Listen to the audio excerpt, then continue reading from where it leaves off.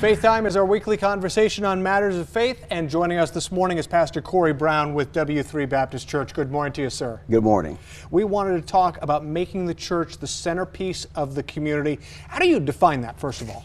Well, from its origins of New Testament church, the church has always been by design to be the centerpiece of the community. Yeah. And so out of the church flows faith and family and finances and everything. So that's what we define as a centerpiece. Talk to me about community development. How do you work that into the mission of the church? Well, it goes back again into its origin. So by design, everything flows out of the church. So the community is really developed based on the fundamental beliefs of the church. One of the things that your church has done through community development is adopting an apartment complex. Can you talk a little bit more about what your church did in that regard?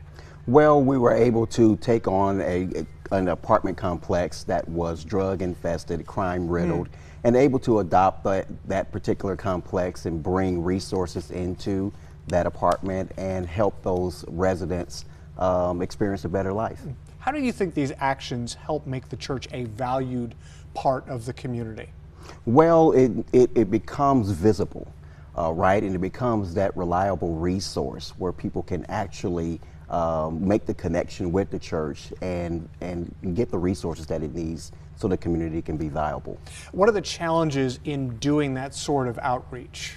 Well, it's getting people to reestablish their faith and belief in the church, and again, the church being there and willing to help the community. Pastor Corey Brown with W3 Baptist Church. We'll talk more about making the church the centerpiece of the community in the next hour of News 5 this morning.